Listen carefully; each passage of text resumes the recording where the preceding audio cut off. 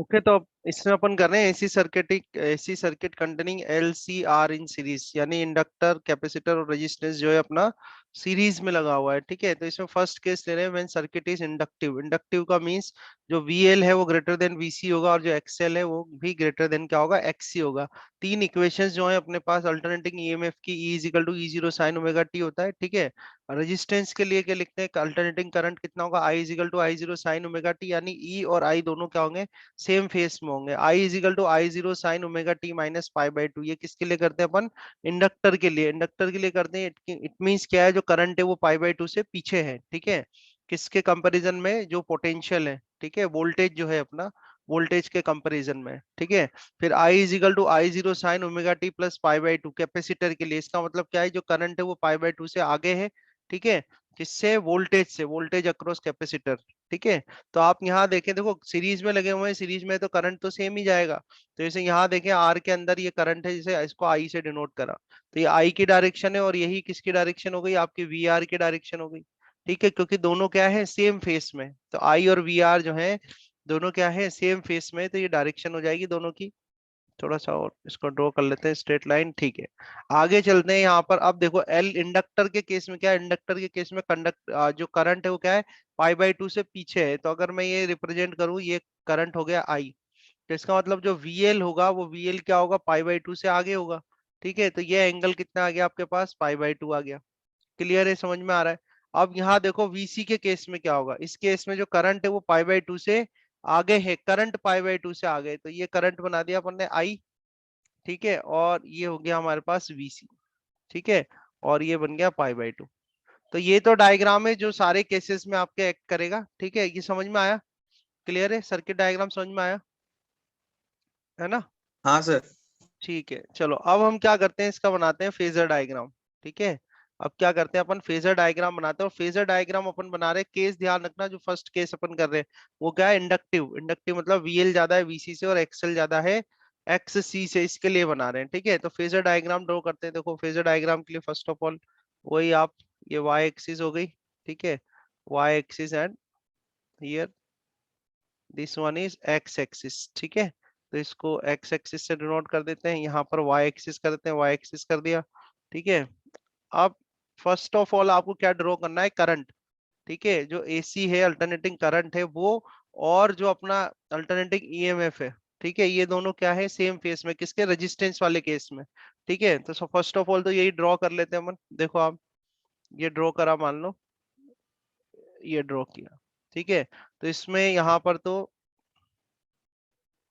ये तो आई वेक्टर को रिप्रेजेंट करेगा, ध्यान से देखना, ये तो आई वेक्टर को रिप्रेजेंट करेगा, और ये रिप्रेजेंट करेगा VR वेक्टर को।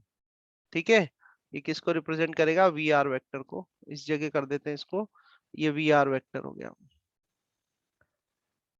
ठीक है, अब देखो नेक्स्ट क्या है, इसके अंदर क्या क्या लगे हुए हैं अपने पास, इसमें कैपेसिटर भी है और इंडक्टेंस भी है। तो क्या करंट से देखा जाएगा, करंट से पाई बाई टू एंगल पे VL बनाना है। ठीक है, और इधर करंट से ही पाई बाई टू एंगल नीचे की तरफ क्या बनाना है, VC बनाना है। ठीक है, तो VL और VC बनाते हुए आप ये ध्यान रखना कि अभी हमारे केस में क्या है, VL ज्यादा है VC से, तो VL जो है थोड़ा इस तरह से लेंथ ज्यादा बना देना, ये बनाया आपने।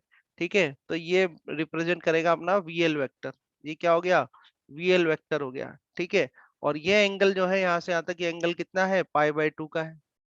ये एंगल कितना हो गया, पाई बाई टू। अब ऐसे ही बना ड्रॉ करेंगे अपन किसको, VC वेक्टर को। ठीक है, वोल्टेज VC, तो ये थोड़ा क्या होगा, लेसर होगा, तो ये आपने बनाया VC वेक्टर, ये VC हो गया।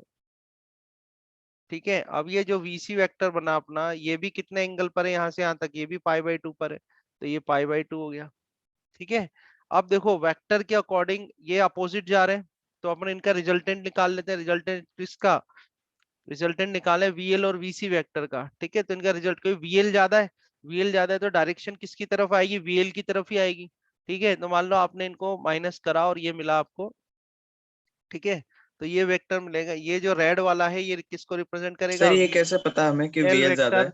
Minus VC vector. ये कंडीशन लिए ना अपन ने, देखो ना आप कौन सा सर्किट पढ़ रहे हो, इंडक्टिव सर्किट। तो इंडक्टिव सर्किट क्या होता है, इसमें VL ज्यादा होता है VC से। ठीक है, ये अच्छा, ध्यान रखना। LCR में भी 3 टाइप होंगे सर मतलब? हाँ, तीन तो नहीं, तीन तो तीसरा तो रेजोनेंस ही आ जाएगा, दो तो होंगे ही होंगे। अच्छा। ठीक है, जैसे अभी VL ज्यादा ले रहे हैं, तो ये VL माइनस VC आ गया। यहाँ तक आया समझ में? ठीक है, हाँ सर। क्लियर है। अब आगे क्या करते हैं, अभी हम इनका रिजल्टेंट निकालते हैं किसका, ये जो VL माइनस VC वेक्टर आया आपका और ये VR वेक्टर, तो इनका रिजल्टेंट निकालने के लिए वही पैरेललोग्राम रूल लगाएंगे। तो ये पैरेलल लाइन आप ड्रॉ करोगे, ये पैरेलल लाइन ड्रॉ करी, ठीक है।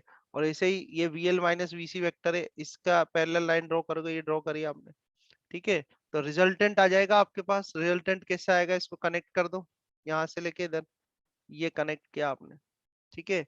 तो ये जो रिजल्टेंट आ रहा है ये किसको रिप्रेजेंट करेगा, ई वेक्टर को। किसको रिप्रेजेंट करेगा, ई वेक्टर को रिप्रेजेंट करेगा। और लेट्स से कि जो फेस है आई और ई के बीच का जो फेस है वो कितना है, फाई। आई और ई के बीच का फेस कितना मान लिया अपन ने, फाई मान लिया, ठीक है। और ये ई जो बनाएगा यहाँ से, ई कितना एंगल बनाएगा, ये पूरा का पूरा ओमेगा टी, ठीक है। ई जो, क्योंकि देखो ना ई की इक्वेशन क्या, E is equal to E zero sine omega t है, टी तो नॉट साइन हाँ, ओमेगा टी। तो ये कितना एंगल बना रहा है यहाँ पे, पूरा ओमेगा टी बना रहा है। तो ओमेगा टी बना रहा है, तो ये वाला ये एंगल कितना होगा, बोलो ओमेगा टी माइनस फाइव, -5। ठीक है। ओमेगा टी माइनस फाइव होगा, क्योंकि पूरा जो ई जो एंगल बना रहा है यहाँ पर वो कितना बना रहा है, ओमेगा टी बना रहा है, उसमें फाइव माइनस करोगे तो ओमेगा टी माइनस फाइव आ जाएगा। तो ये आपके पास बनेगा फेजर डायग्राम। ये आपको आना चाहिए अच्छे से, इसमें कोई कंफ्यूजन नहीं होना चाहिए, ठीक है। क्लियर है, आया समझ में, कोई दिक्कत हाँ तो नहीं सर। है, ठीक है। अभी इसी से अपन आगे सॉल्यूशन करते हैं। हम लिखते हैं कि भाई फ्रॉम फेजर डायग्राम, ठीक है। फ्रॉम फेजर डायग्राम, तो फेजर डायग्राम से हम क्या लिख सकते हैं कि भाई ई नॉट स्क्वायर, ठीक है। E not square is equal to, magnitude में सॉल्व कर रहे हैं अपन, E not square is equal to क्या आ जाएगा, वी नॉट आर इसका square plus V not L minus V not C इसका स्क्वायर, ठीक है। यहाँ से आप करोगे तो E not is equal to कितना आ जाएगा, ये आई नॉट बाहर आ जाएगा, स्क्वायर रूट में आपके पास आ जाएगा R square plus XL minus XC का होल स्क्वायर, ठीक है। फिर इसको क्या करोगे आगे आप, next step, E not divide by I not is equal to square root of R square plus XL minus XC का होल स्क्वायर। और ये जो वैल्यू आपको मिल रही है इसी को क्या बोलते हैं, इम्पीडेंस या इफेक्टिव रेजिस्टेंस। तो ये हमारे पास क्या आ गया, इफेक्टिव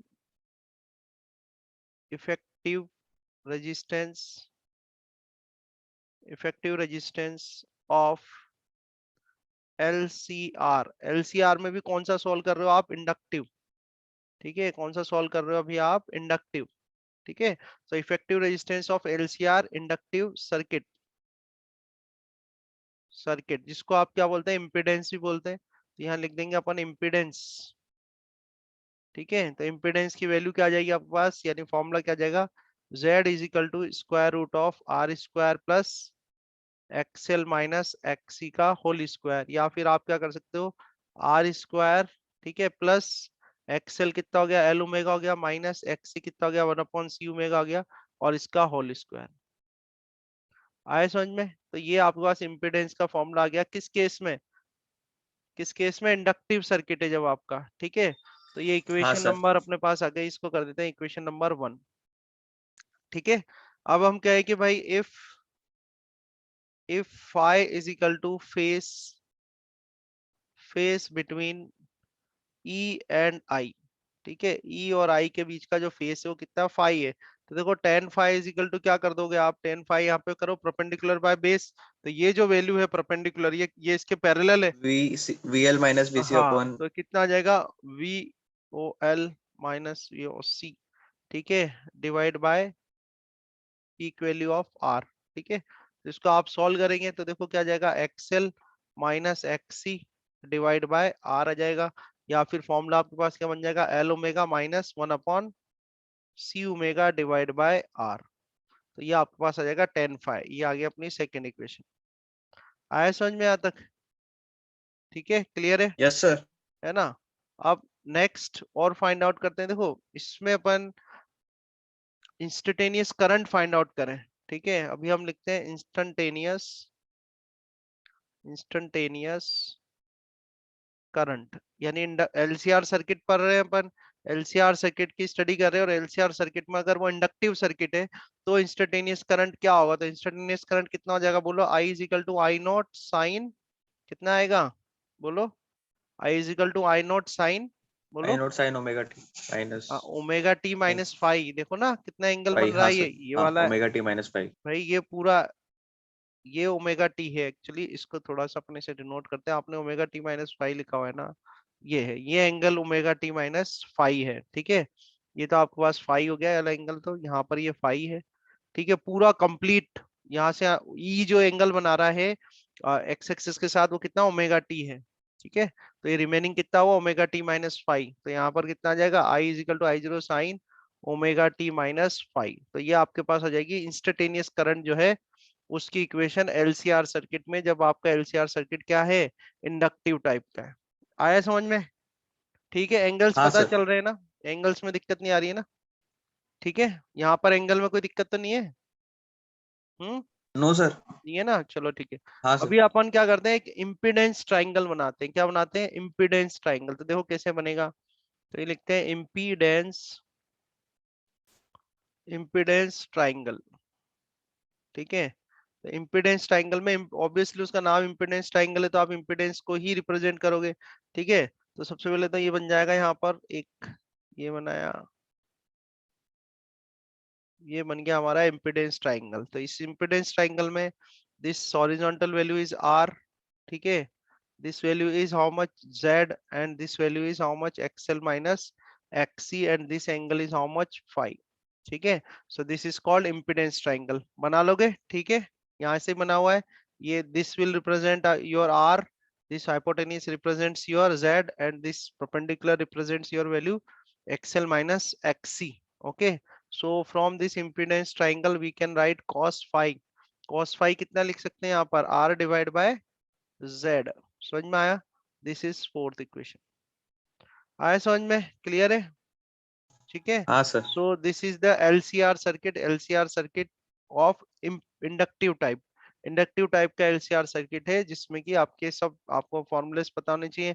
इम्पिडेंस का फॉर्मूला आपके पास आ जाएगा, इम्पिडेंस के अलावा इंस्टेंटेनियस करंट है, ठीक है। फेस जो है सर अपन टेन फाइव, डायग्राम में जेड क्यों नहीं ठीक शो है। करते?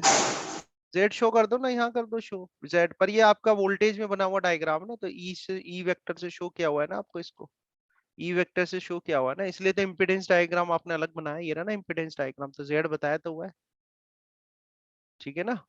जेड हाँ रिप्रेजेंट तो सर। क्या हुआ है ना। अच्छा, यहाँ पर अगर वेक्टर फॉर्म में रिप्रेजेंट करना हो, तो E vector is equal to कितना आ जाएगा आपका, E vector is equal to V R vector plus V L vector minus V C vector, ये वेक्टर फॉर्म में, ठीक है। E vector is equal to V R vector plus V L vector minus V C vector. आया समझ में, clear है? हम्म। हाँ तो सर। ये अभी हमने डिस्कस करा है व्हेन सर्किट इज इंडक्टिव। अब नेक्स्ट लेते हैं अपन सेकंड, ठीक है, नेक्स्ट लेते हैं सेकंड टाइप ले लेते हैं इसका, when circuit is, when circuit is inductive, ठीक है। सर्किट क्या है, इंडक्टिव तो हो गया। अब लेते हैं व्हेन सर्किट इज कैपेसिटिव, है ना, कैपेसिटिव। तो कैपेसिटिव का केस क्या होगा, जो वीसी है वो अब वो ग्रेटर देन हो जाएगा वीएल से, ठीक है, और एक्ससी जो है वो एक्ससी ग्रेटर देन हो जाएगा एक्सएल से। तो ये वाला केस है when circuit is capacitive, capacitive अगर सर्किट है, ठीक है। तो अगेन अब इसमें भी वही फेजर डायग्राम ड्रॉ करके देखते हैं अपन, इसका फेजर डायग्राम कैसा बनेगा। तो फेजर डायग्राम बनाते हैं, देखो आप, ये हमने बनाई वाई एक्सिस, ठीक है, this one is X axis, okay. So X axis, Y axis, और यहाँ से स्टार्ट करते हैं। वही सबसे पहले आप क्या ड्रॉ करोगे, फर्स्ट ऑफ ऑल आई और जो वी, आई और वी आर जो है वो सेम फेस में, I and V are both are in same phase. तो फर्स्ट ऑफ ऑल तो इन्हें ही ड्रॉ कर लो, आई और वी आर को, ये रिप्रेजेंट कर लो इस तरह से आपने बनाया, ये देखो, ठीक है। So this is your I vector, ठीक है, and this one is V R vector. So this I and V R. Now this time your VC is greater than VL, ठीक है, and both of these are at the angle of pi by 2 from I vector। I vector से दोनों ही किस में है, कितने angle पर है भाई, पाई बाय 2 पर है। तो फर्स्ट ऑफ ऑल इन्हें ड्रॉ कर लो। तो ये जैसे आपने VL ड्रॉ करा, ये VL ड्रॉ हो गया आपका, ठीक है, और VC ड्रॉ कर लेते हैं, ये VC ड्रॉ कर लिया, ठीक है। उससे ज्यादा करना है आपको, क्योंकि इस केस में जो है अपना VC है वो ज्यादा है, ठीक है। So it will represent VC vector and it will represent VL vector. अब because VC is greater than VL, तो जो रिजल्टेंट आएगा इसको कैसा आएगा, डाउनवर्ड आएगा। तो डाउनवर्ड बनाओ, ये डाउनवर्ड बनाया आप, ठीक है। इस तरह से डाउनवर्ड ड्रॉ कर लो। So this red line, red vector will represent you VL vector और VC vector minus VL vector, ठीक है। समझ में आ रहा है। और जो एंगल है, the angles are how much, π/2। This angle is how much, this angle is π/2 and this angle is how much, this angle is also π/2। okay, now let's find out the resultant of this VC vector minus VL vector and this VR vector। इन दोनों का resultant निकालते तो वही parallelogram रो लगाते हैं। Parallel line आपने draw करी, ठीक है, यहाँ से पैरेलल लाइन ड्रॉ करी कुछ इस तरह से, है ना। अब रिजल्टेंट आप ड्रॉ कर लो, ये आ गया resultant vector. So this is your resultant vector, ये रिजल्टेंट वेक्टर बना, ठीक है। जो रिजल्टेंट वेक्टर होगा वो किसको रिप्रेजेंट करेगा, ई वेक्टर को, तो ये ई वेक्टर कर लिया। ई वेक्टर जो है यहाँ पर कितना एंगल बनाएगा, this angle is how much, omega T. और मान लो जो फेस है अपना करंट का, करंट का जो फेस है किसके साथ, ई के साथ, वो कितना है, फाई है, तो ये फाई कर देते हैं अपन, ठीक है। समझ में आ रहा है, क्लियर है यहाँ तक, यस सर। है ना। अब देखो नेक्स्ट क्या करेंगे, ई वेक्टर को रिप्रेजेंट करें हम। So E vector will be equal to, E vector is equal to कितना हो जाएगा, again E vector is equal to, ये जो है ये जो ओ और ये रेड वाला बना हुआ है ये पैरेलल है इसके, इस वाली लाइन के, ठीक है। तो E vector is equal to आ जाएगा आपके पास, वेक्टर वाला बता रहा हूं मैं, E vector is equal to आ जाएगा आपके पास वी आर वेक्टर, ठीक है, plus VC vector minus VL vector, ठीक है। ये तो वेक्टर में रिप्रेजेंट कर देंगे, फर्स्ट इक्वेशन आ जाएगी, ठीक है। अब हम करते हैं कि भाई from phasor diagram, from phasor diagram, जो फेसर डायग्राम है उसमें से हम क्या कर सकते हैं, we can write that E not square is equal to how much, V not R, इसका कर देंगे अपन square, plus V not C minus V not L, और ये हो गया स्क्वायर, ठीक है। इसको सॉल्व करेंगे तो E not is equal to आ जाएगा I not square root of R square plus XC minus XL, ये होल स्क्वायर आ जाएगा इसका, ठीक है। And I can write E not divide by I not is equal to square root of R square plus XC minus XL whole square, ठीक है। और यहाँ से अपने पास क्या आ जाएगा, इम्पिडेंस या इफेक्टिव रेजिस्टेंस आ जाएगा। कैपेसिटिव सर्किट के लिए एलसीआर में सॉल्व कर रहे हैं, तो इम्पिडेंस की इक्वेशन लिखे यहाँ पर, तो impedance will be how much, impedance will be Z is equal to square root of R square plus XC minus XL whole square. So this is the formula for impedance, second equation आया समझ में यहाँ पर, ठीक है। तो impedance मिल गया आपको, इम्पिडेंस के बाद yes sir. Next, okay, impedance के बाद नेक्स्ट फाइंड आउट करते हैं अपन, फेस निकालते हैं, ठीक है। So let phi is a phase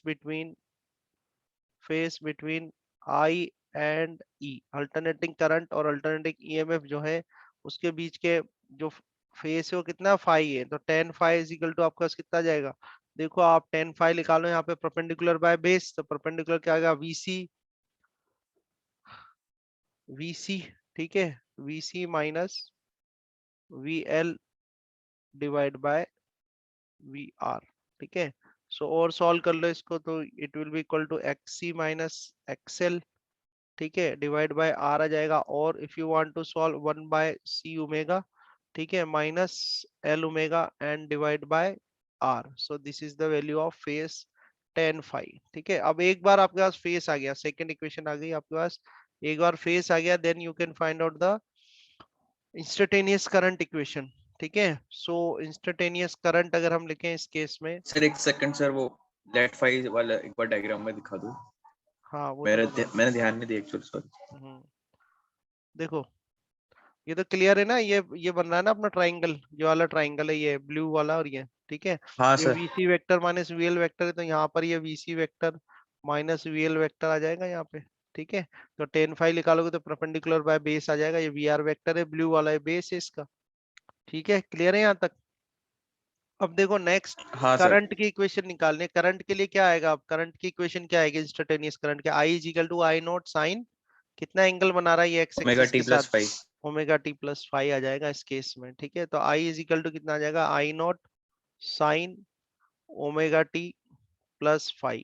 ये अल्टरनेटिंग करंट की इक्वेशन आ जाएगी कैपेसिटिव सर्किट जब है आपका एलसीआर में। तो ये थर्ड इक्वेशन आपको मिल जाएगी, ठीक है।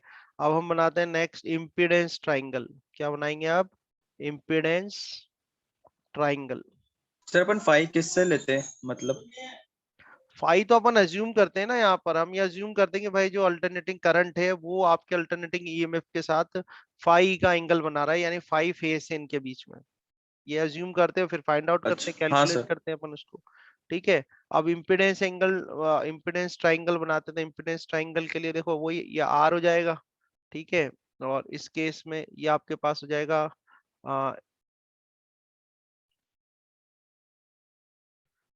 ठीक है। ये आपके बार आ जाएगा आपके पास एक्सी माइनस एक्सएल, और ये आपका इम्पिडेंस आ जाएगा Z, and this angle is how much?